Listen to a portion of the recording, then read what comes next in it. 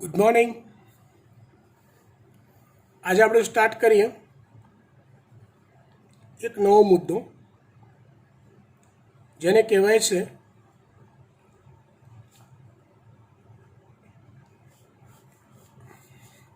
Epistasis. જેને કહેવાય છે એપિસ્ટેસિસ.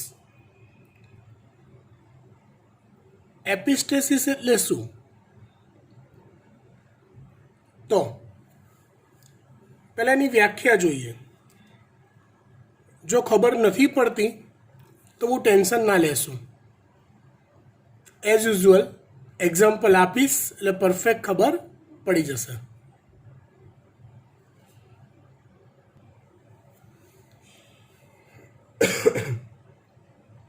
એપિસ્ટેસિસ એટલે શું?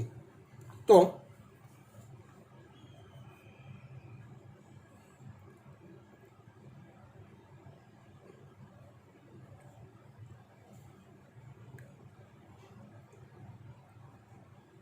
એક જનીનની જોડ હોય,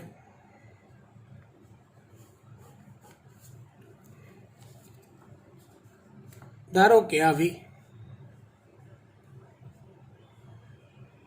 આ રંગસૂત્રની જોડ છે. અહીંયા ધારો કે કોઈ એક જનીન છે સ્મોલ એ, અહીંયા છે ધારો કે કેપિટલ એ, જે કોઈ એક જ લક્ષણ માટેના છે. એવા જનીનોની જોડ હોય તો આ જનીનોની જોડ પૈકી કોઈક જનીન, આમ તો એવું હોય ને આપણે શીખ્યા એ પ્રમાણે, કાં તો કોઈક પ્રભાવી હશે જે પોતાની અભિવ્યક્તિ નવી પેઢીમાં અભિવ્યક્ત કરશે,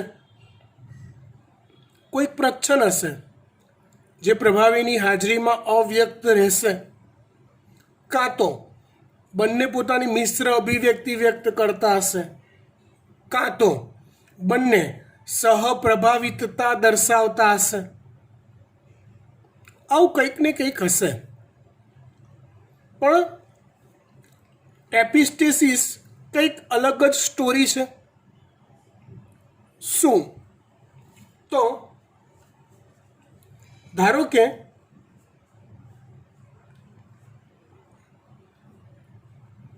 કોઈ એક લક્ષણ માટે જવાબદાર જનીનોની જોડ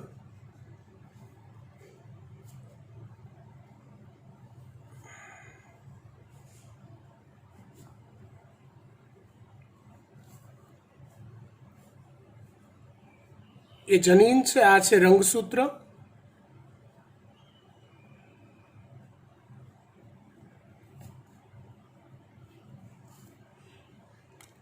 હવે એ જનીનની અભિવ્યક્તિ પર એવું બને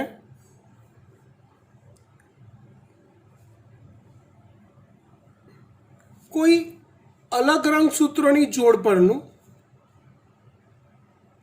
કોઈ એક જનીન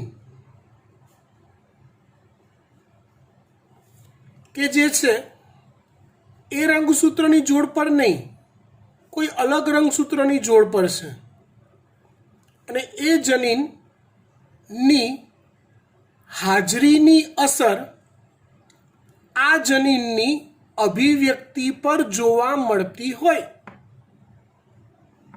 આ જનીનની હાજરીની અસર આ જનીનની અભિવ્યક્તિ પર જોવા મળતી હોય. મતલબ આ જનીન આની નેચરલ જે અભિવ્યક્તિ થવી જોઈએ એમાં કોઈક હળી કરતું હોય, કંઈક નખરા કરતું હોય, અને આની અભિવ્યક્તિમાં કંઈક ગળમથલ પેદા કરતું હોય.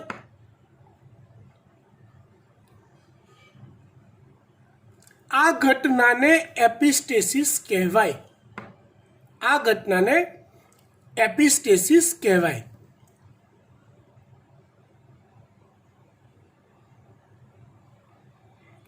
આની ડેફિનેશન શું આપી શકાય? તો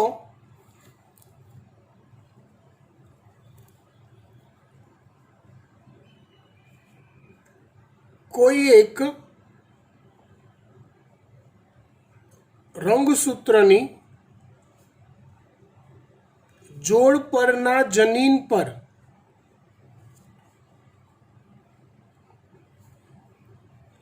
અન્ય રંગસૂત્રની જોડ પરના જનીન જો પોતાની પ્રભાવી અસર દર્શાવે તો તે ઘટનાને એપિસ્ટેસિસ કહેવાય છે. એ ઘટનાને એપિસ્ટેસિસ કહેવાય છે. ફરી એકવાર, કોઈ એક રંગસૂત્રની જોડ પરના જનીનો પર એ રંગસૂત્રના નહીં અન્ય રંગસૂત્રની જોડ પરનું કોઈક જનીન પોતાનો પ્રભાવ પાડે. કેવો પ્રભાવ પાડે છે એ આખી વાત જુદી છે, પણ આનું જે નેચરલ અભિવ્યક્તિ થતી હોય, આની હાજરીના લીધે એની અભિવ્યક્તિ બદલાઈ જાય તો એ ઘટનાને એપિસ્ટેસિસ કહેવાય. જેમાં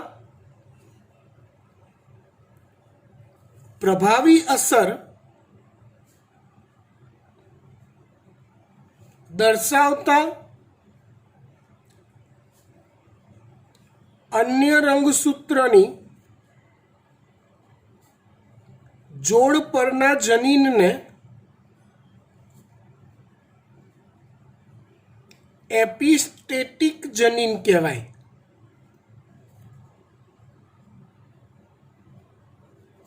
અહીંયા એનું ઉદાહરણ છે આઈ જનીન.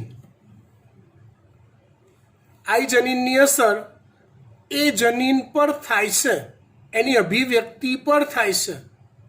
આઈ જનીન એ જનીનની અભિવ્યક્તિમાં કંઈક હળી કરે છે, માટે આઈ જનીનને એપિસ્ટેટિક જનીન કહેવાય. જ્યારે એ જનીનને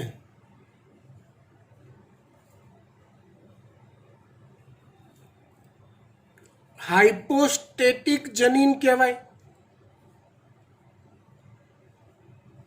જ્યારે એ જનીનને હાઇપોસ્ટેટિક જનીન કહેવાય. ખબર પડી વાત? પાક્કું? આગળ વધીએ. ગુડ.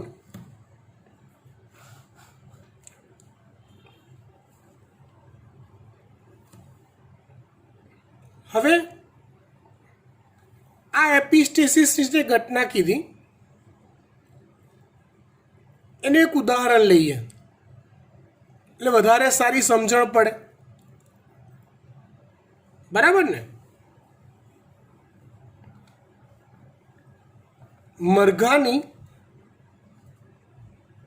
બે ભિન્ન જાતિઓ હોય છે. કઈ કઈ? તો એક છે લેગહોર્ન મરઘા અને બીજા છે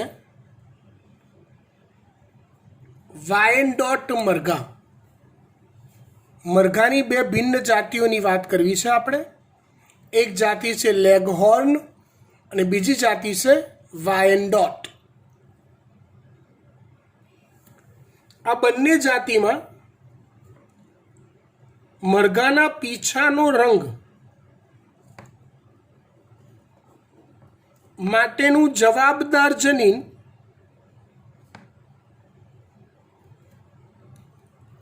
એ એપિસ્ટેસિસ અસર દર્શાવે છે.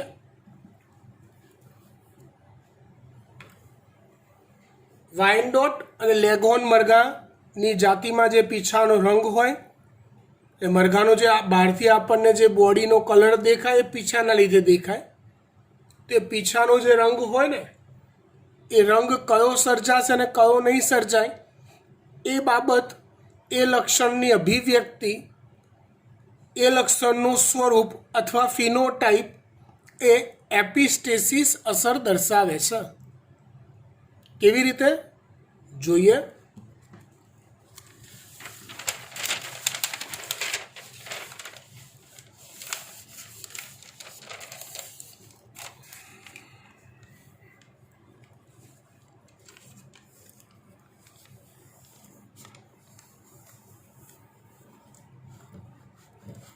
જો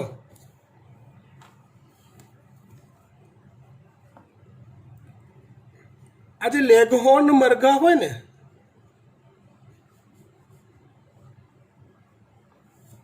એની પાસે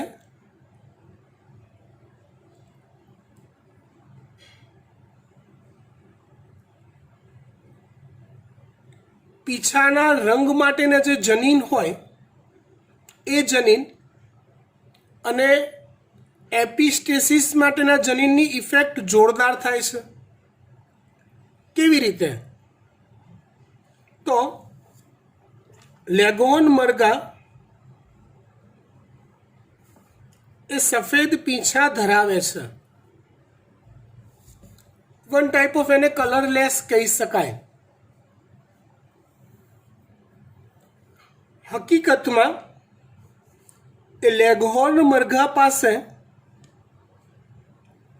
કેપિટલ સી જનીન હોય છે. એક રંગસૂત્રની જોડ પર કેપિટલ સી જનીન હોય. એકચ્યુઅલી આ બંધારણ જો હોય ને, કેપિટલ સી એટલે કલરફુલ, કેપિટલ સી એટલે કલરફુલ, એટલે હકીકતમાં મરઘા કલરફુલ થવા જોઈએ. પણ અન્ય રંગસૂત્રોની જોડ પર લેગહોર્ન મરઘા કેપિટલ આઈ જનીન ધરાવે છે. આ કેપિટલ આઈ જનીન કેપિટલ સીને પોતાની અભિવ્યક્તિ વ્યક્ત કરવા દેતું નથી. ખરેખર તો કેપિટલ સી છે ને, એટલે આ પાર્ટી લેગહોર્ન પાર્ટીના પીછાનો રંગ રંગીન હોવો જોઈએ, કેમ કે એ કેપિટલ સી ધરાવે છે.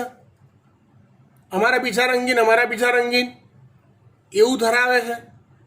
પણ અન્ય રંગસૂત્રની જોડ પર કેપિટલ આઈ જનીન આવેલા છે. આ કેપિટલ આઈ જનીનની હાજરી એ કેપિટલ સીને રંગીન પીછા પેદા કરવા દેતું નથી. એટલે કેપિટલ સી હોવા છતાં લેગહોર્ન મરઘા સફેદ પીછા ધરાવે છે. ચલો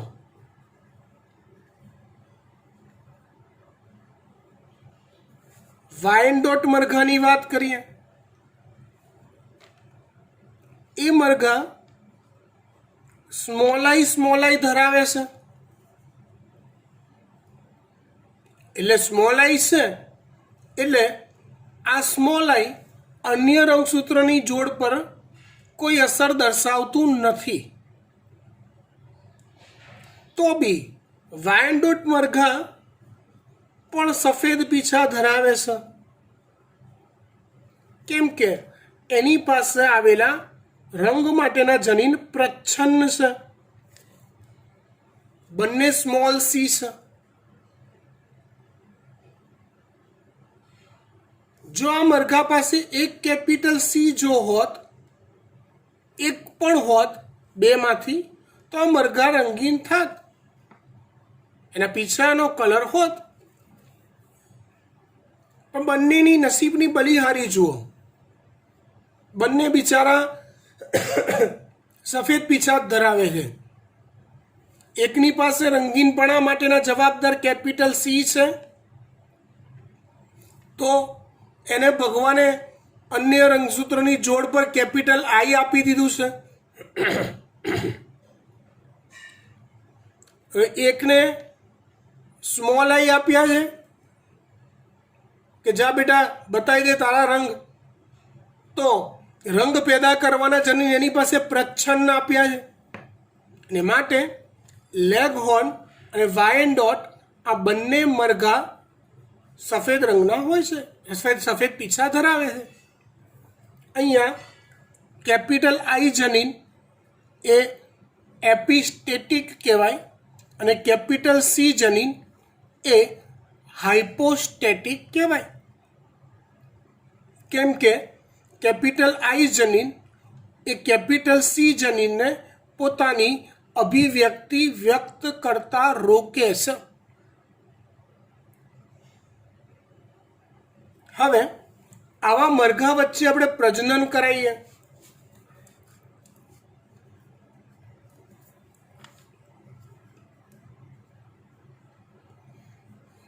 કેપિટલ આઈ કેપિટલ સી ક્રોસ, સ્મોલ આઈ સ્મોલ સી. આ કેવા મરઘા છે? લેગહોર્ન. આ કેવા મરઘા છે? વાયનડોટ. રંગ કેવો? સફેદ. પીછાનો રંગ કેવો? સફેદ. કઈ પેઢી છે આ? પી પેઢી. હવે આના જન્યુ પ્રકાર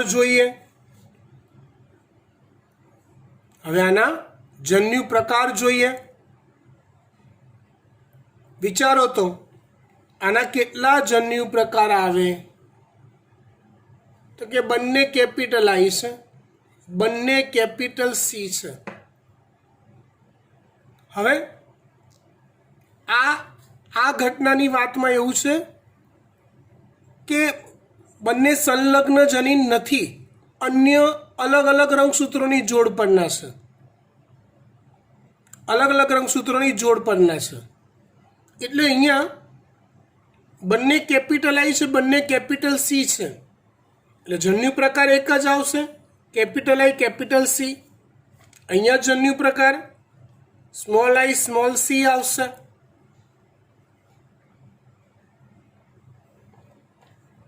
તો F1 પેઢીમાં કેપિટલ આઈ સ્મોલ આઈ કેપિટલ સી સ્મોલ સી. મતલબ એક કેપિટલ સી છે માટે રંગીન પીછા થવા જોઈએ, બાજુમાં વાઘ જેવો કેપિટલ આઈ બેઠો છે અન્ય રંગસૂત્રોની જોડ પર, એટલે કેપિટલ આઈ પ્રભાવી અસર દર્શાવી આને બાપડાને રંગ પ્રદર્શિત કરવા દેતો નથી, અને માટે F1 પેઢીમાં બધા જ મરઘા કેવા પેદા થાય છે? સફેદ પીછા ધરાવતા.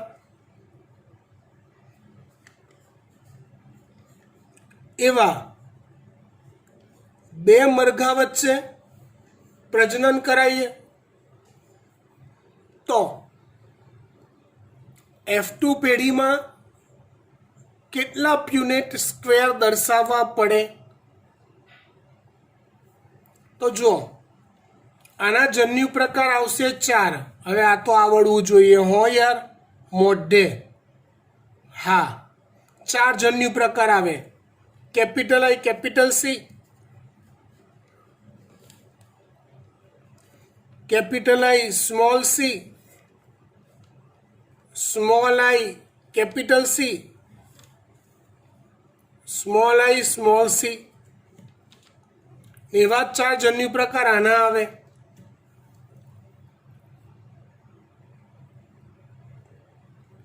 સમજી ગયા?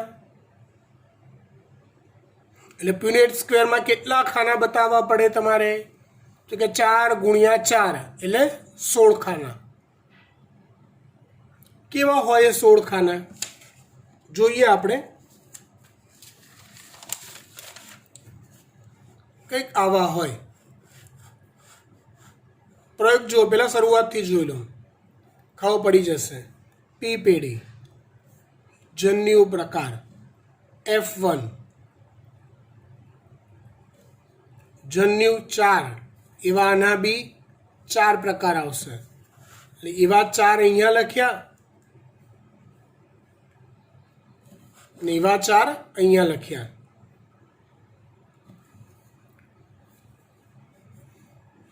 હવે 16 ખાના મરઘાનો રંગ કયો આવશે?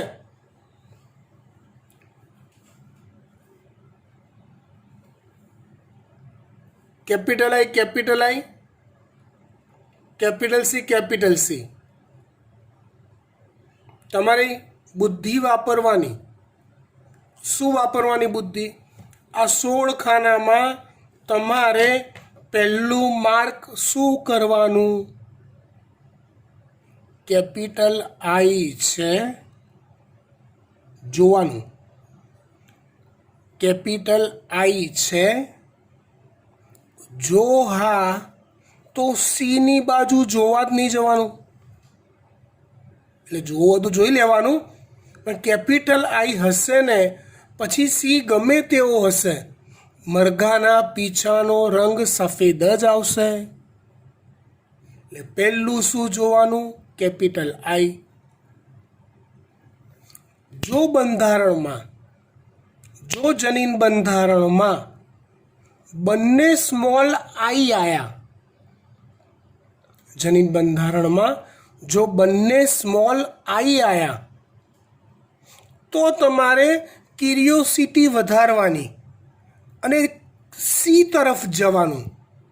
અને જો સીમાં મિનિમમ એક કેપિટલ સી જો હશે, જો બંને સ્મોલ આઈ છે અને સીમાં મિનિમમ એક કેપિટલ સી જો હશે તો એ મરઘાના પીછા રંગીન થશે. ક્લિયર? ભરીએ ખાના? ગુડ. આ 4 ખાના મેં ભર્યા. કેવી રીતે તમને આવડે છે? આ ખાનું આ હરોળથી અને આ હરોળથી, આ ખાનું અહીંથી અને અહીંથી, આ ખાનું અહીંથી અને અહીંથી, આ ખાનું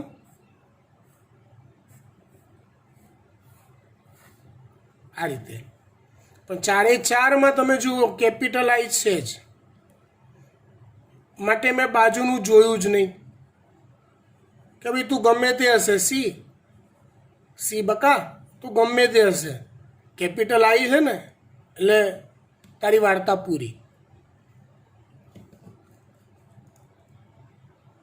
હવે આ 16 ખાના પૂરા કરી આ જ રીતે બનાવવાના તમારે. આ આખો ચાર્ટ હું નહીં શીખવાડું આગળ. આખો ચાર્ટ પૂરો કરવાનો. પૂરો કરી જે જગ્યાએ તમને રંગીન પીછા ધરાવતા મરઘા મળે છે, પેપર ફોડી નાખું. ચલો, તમે મારા ઘરના જ છો, ચોરી કરાવડાવી દઉં તમને. આનો રેશિયો જે આવશે ને, F2 પેઢીનો જે રેશિયો આવશે ને,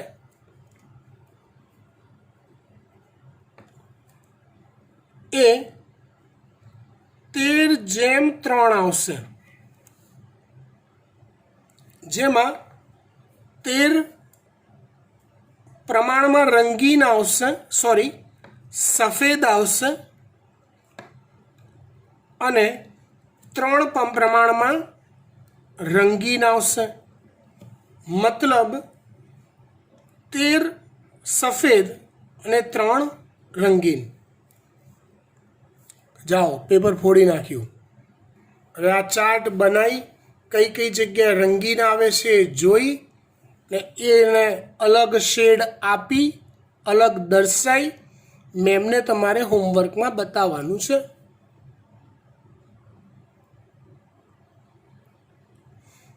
સમજી ગયા? ફાઇન.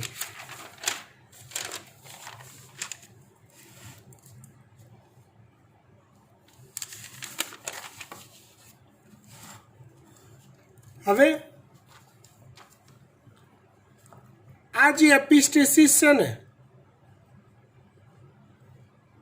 ના વિવિધ પ્રકાર હોય છે.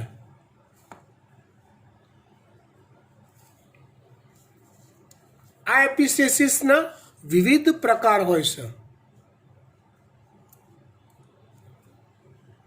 આ પ્રકાર અને તેના ઉદાહરણ અને તેનો રેશિયો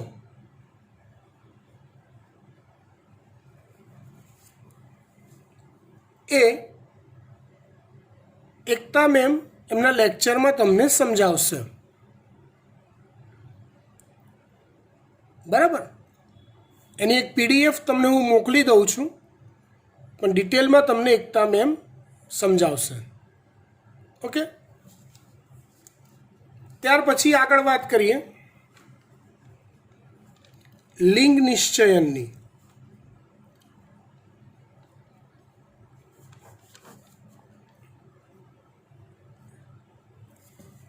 અહીંયા ચેપ્ટરના 2 અધ્યાય પૂરા થયા.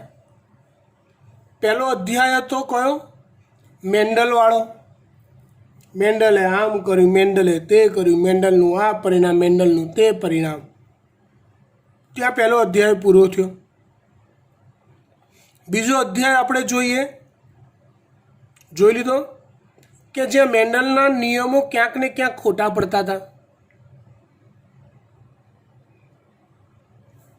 આ ત્રીજો અધ્યાય જોઈએ છે, છેલ્લો અધ્યાય, લિંગ નિશ્ચયન અને વિકૃતિ, એટલે ચેપ્ટર પૂરું. એક ખાનગી વાત કહી દઉં, જીનેટિક એ નીટની અંદર સૌથી વધારે વેલ્યુ દર્શાવે છે. આશરે 13 થી 14 MCQ, મતલબ 50 થી 60 માર્કની વચ્ચે જીનેટિકમાંથી જ પૂછાય છે.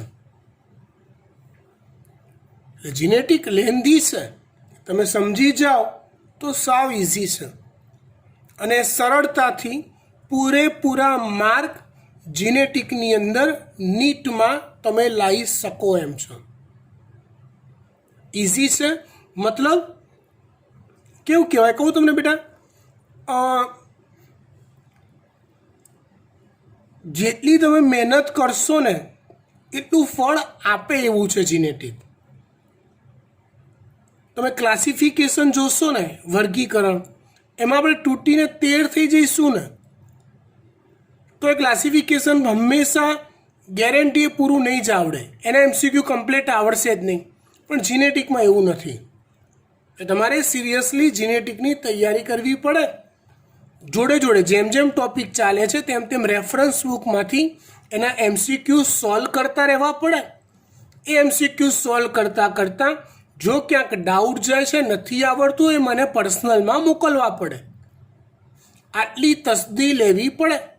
ખાલી મારા વિડીયો લેક્ચર તમે જુઓ અને હું બહુ સરસ ભણાવું છું એવું આજુબાજુમાં બધાને કહો કે વાહ વાહ મજા આવી ગઈ, લેક્ચરમાં મસ્ત ભણાવે છે, તો એ મારું જીનેટિક પાક્કું થશે, તમારું નહીં.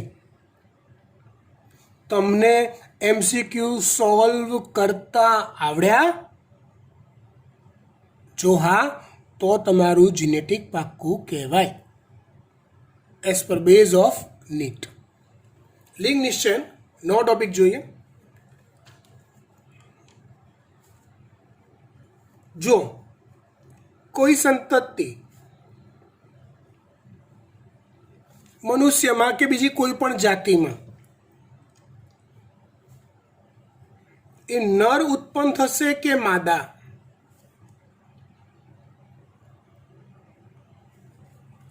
એ નક્કી કરતી બાબતને લિંગ નિશ્ચયન કહેવાય. ઉત્પન્ન થતી સંતતિ એ નર ઉત્પન્ન થશે કે માદા, એ નક્કી કરતી બાબતને લિંગ નિશ્ચયન કહેવાય.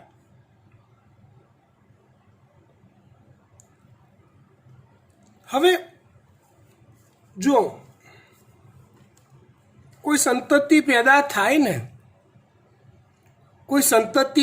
થાય ને પછી એના પ્રજનન અંગો જોઈને આપણે નક્કી કરી દઈએ છીએ કે આ નર છે કે આ માદા છે. પણ એ નર ઉત્પન્ન થશે, એ માદા જ ઉત્પન્ન થશે, એ તો બહુ પહેલાં નક્કી થઈ ગયું હોય છે. 9 મહિના મનુષ્યમાં 9 મહિનાનો ગર્ભ વિકાસ પૂરો થાય એટલે છેલ્લે દાડે નક્કી થશે. યાદ કરો, તમે તમારી આજુબાજુની દુનિયા જુઓ. ગર્ભાવસ્થામાં જ સોનોગ્રાફી કરી સંતતિ નર છે કે માદા એ જાણી શકાય છે, જેના પર પ્રતિબંધ છે. ભ્રૂણની જાતિ જોવા પર પ્રતિબંધ છે, પણ એ નક્કી કરી શકાય છે. મતલબ એ ગર્ભ નર પેદા થશે કે માદા એ વેલ ઇન એડવાન્સ નક્કી થઈ જાય છે. તો એ કોણ નક્કી કરે છે? કઈ મેથડ નક્કી કરે છે? કઈ બાબત નક્કી કરે છે? એ બાબતને કહેવાય લિંગ નિશ્ચયન. બરાબર. કુદરતમાં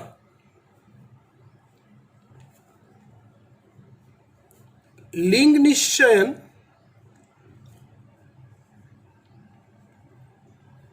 કરતી અલગ અલગ થિયરી છે. એટલે બધી જ જાતિઓમાં સંતતિ નર પેદા થશે કે માદા એ કોઈ એક જ મેથડથી નક્કી નથી થતું. ઘણી બધી મેથડ છે. એ પૈકીની કેટલીક મુખ્ય મેથડ જે છે એના વિશે આપણે ચર્ચા કરીએ. પહેલાં મનુષ્યવાળી મેથડ લઈ લઈએ. એ જે મેથડ છે ને એને વિષમ જન્યુજ થિયરી કહેવાય છે. એ મેથડને શું કહેવાય? વિષમ જન્યુજ થિયરી. જન્યુ એટલે પ્રજનન કોષ, વિષમ એટલે અલગ અલગ, અસમાન. વિષમ એટલે અસમાન. આ થિયરી મુજબ પિતૃ પૈકીના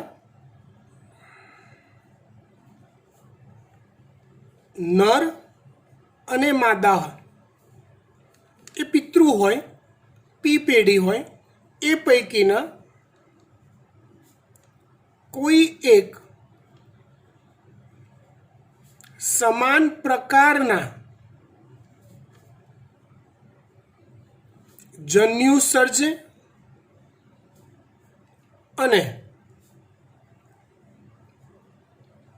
કોઈ એક અસમાન પ્રકારના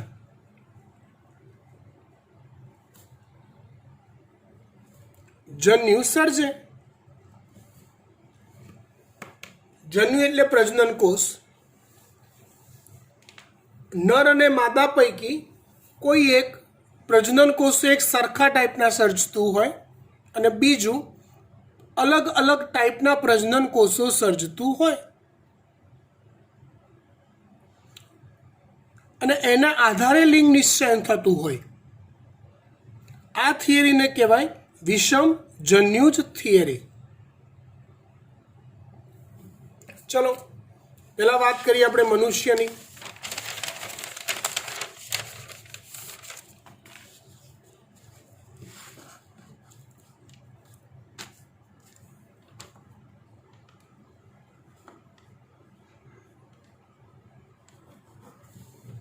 મનુષ્યમાં લિંગ નિશ્ચયન આપણે વિષમ જન્યુજ થિયરી જોઈ રહ્યા છીએ.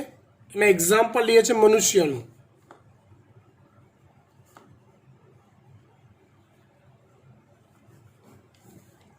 મનુષ્યમાં કેટલા જોડ રંગસૂત્રો હોય દૈહિક કોષમાં?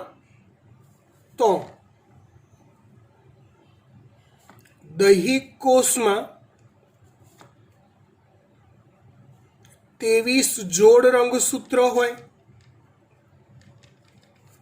જેમાં 22 જોડ દૈહિક હોય અને એક જોડ એટલે કે 23મી જોડ એ લિંગી રંગસૂત્રો હોય છે.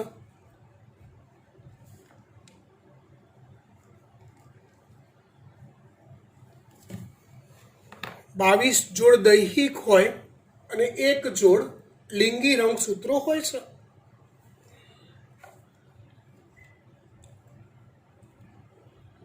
તમને ખ્યાલ છે, હું તમને પૂછીશ તો તમને તરત જવાબ આપશો. માદા તો કે મનુષ્યમાં માદા XX હોય, નર તો કે XY હોય. માદા XX હોય, નર તો કે XY હોય. તો XX XY શું છે? તો કે મનુષ્યમાં 23મી જોડ જે લિંગી રંગસૂત્રોની છે એની વાત કરી છે. એ મનુષ્યમાં તમે નર લો તો એનું બંધારણ 22AA પ્લસ XY થાય. મતલબ આ 22 જોડ દૈહિક અને 23મી જોડમાં અલગ અલગ રંગસૂત્રો, અલગ અલગ પ્રકારના રંગસૂત્રો છે મનુષ્યમાં, નરની અંદર. માદા લઉં તેમાં 22AA પ્લસ XX હોય. એટલે માદામાં 23મી જોડમાં બંને રંગસૂત્રો એક સરખા પ્રકારના હોય, XX. એટલે માદામાં જ્યારે જન્યુ સર્જાય, જન્યુ એટલે પ્રજનન કોષ સર્જાય, તો એ એક જ પ્રકારના સર્જાય. 22 એ જોડી છે એટલે પ્રજનન કોષમાં અલગ અલગ પડી જશે અને 2X માંથી 1X આવશે. એટલે બંને પ્રજનન કોષમાં 23 જોડ અલગ અલગ વહેંચાઈ જશે, એક એક એક એક એક એક એક એક એ રીતે. 23મી જોડમાં બંને X છે એટલે બંનેમાં X જ જશે. જ્યારે નરમાં જન્યુ બે પ્રકારના સર્જાશે.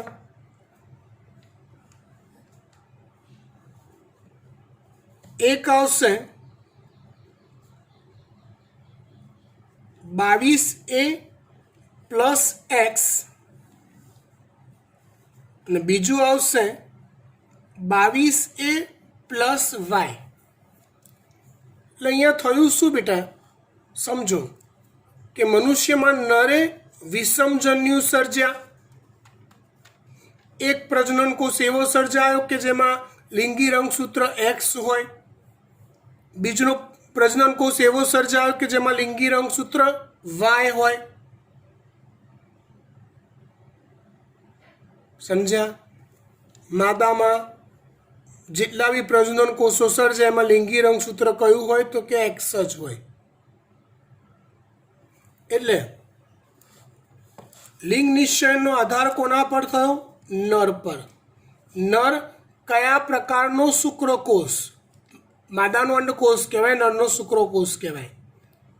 પ્રજનનમાં સમાગમમાં વાપરે છે, ફલિતાંડ બનતી વખતે વાપરે છે, એના પરથી લિંગ નિશ્ચયન થાય.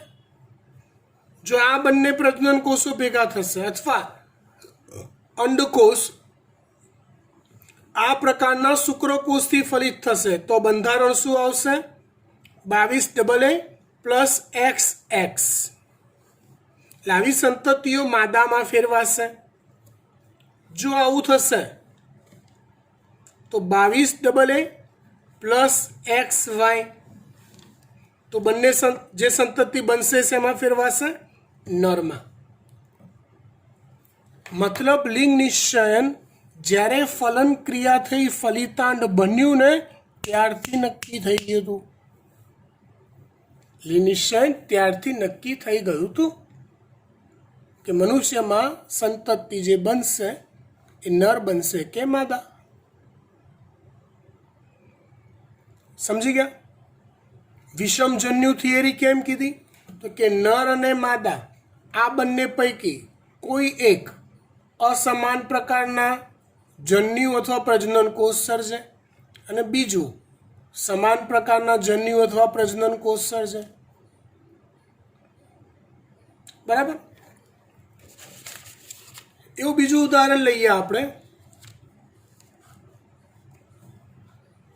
હજી વિષમજન્યુ થિયરી ચાલુ છે. ડ્રોસોફિલા, એમાં લિંગ નિશ્ચયન. આમાં હું ખાસ ચોખવટ કરું છું. આ લિંગ નિશ્ચયન શોધનાર વૈજ્ઞાનિક હતા મોર્ગન. ખાસ ચોખવટ કરું છું. કેમ ખાસ કીધું એ આવતા લેક્ચરમાં ખબર પડી જશે. ડ્રોસોફિલામાં લિંગ નિશ્ચયન. તો ડ્રોસોફિલામાં 4 જોડ રંગસૂત્રો હોય છે, જેમાં 3 જોડ દૈહિક અને ચોથી જોડ લિંગી. તો ડ્રોસોફિલામાં ડ્રોસોફિલાનું બંધારણ 3AA પ્લસ XY હોય છે. આ 3 જોડ દૈહિક, ચોથી લિંગી.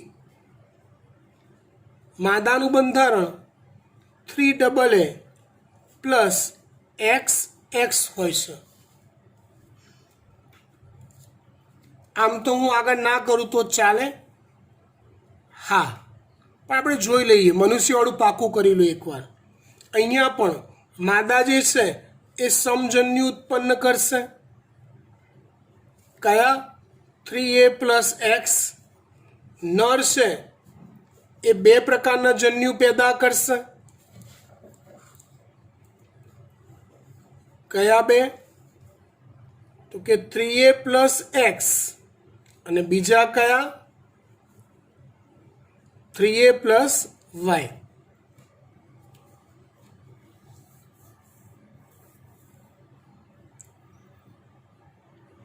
સમજી ગયા? ગુડ. લિંગ નિશ્ચયન આવડે? આ અને આ ભેગા થશે તો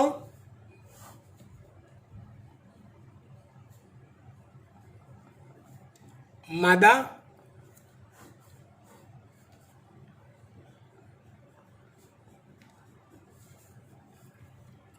નર. આ કોની લિંગ નિશ્ચયન છે? ડ્રોસોફિલામાં. મનુષ્ય જેવું જ XXXY. કયા વૈજ્ઞાનિકે આપ્યું હતું? આ મોર્ગને. વિષમજન્યુ થિયરીમાં પક્ષીઓ પણ આવે છે, પણ પક્ષીઓમાં મનુષ્ય કરતાં અને ડ્રોસોફિલા કરતાં ઊંધું હોય છે. શું ઊંધું હોય? તો કે પક્ષીઓમાં માદા વિષમજન્યુ ધરાવે અને નર સમજન્યુ ધરાવે. પક્ષીઓમાં માદા વિષમજન્યુ ધરાવે અને નર સમજન્યુ ધરાવે છે.